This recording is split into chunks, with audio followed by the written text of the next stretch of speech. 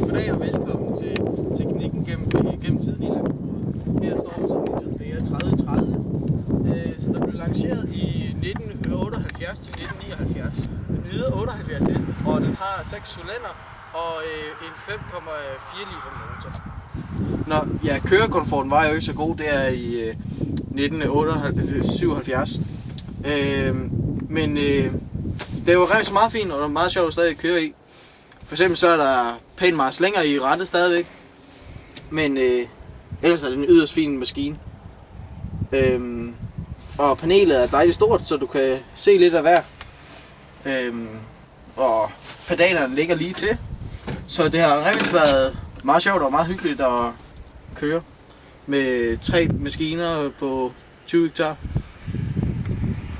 Okay, nu står vi så ved en 7930, som der yder 220 heste. Det er jo noget af en forskel i forhold til de 78 heste derovre på 3030'eren, som man kørte med i 1987.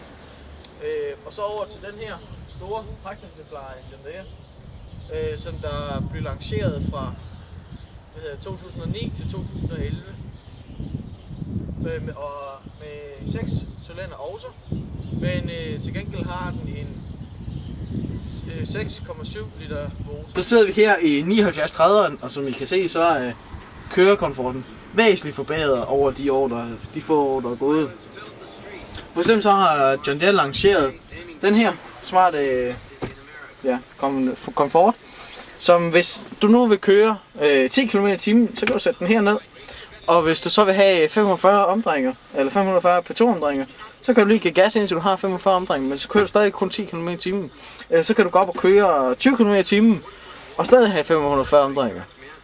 Det er en smart detalje.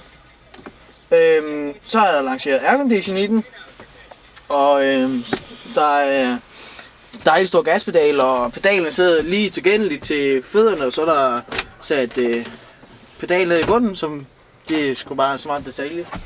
Så er der så sat bord ind i, så man kan sidde og se film, som vi gør lige nu.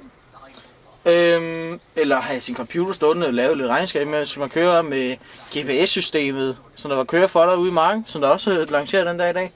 Sådan så at traktoren bare kører helt af sig selv. Og så når den kommer ned til enden, så kommer der bare en bitlød, så trykker du på en knap herover, og så kan du vende selv i enden, og så trykker du bare på knappen igen, og så kører den af sig selv. Og så, det er jo noget af det smarteste du kan gøre. Så kan du sidde og læse avisen, eller se en film, eller sidde og snakke med de andre over walkien. Så de andre landmænd, der kører. Så er der lanceret vendegear, og som der er ekstremt smart, fordi så sidder du ikke hele tiden skal koble ud. Ja. Så har vi 4 olieudtag i den her, som der er meget normalt den dag i dag.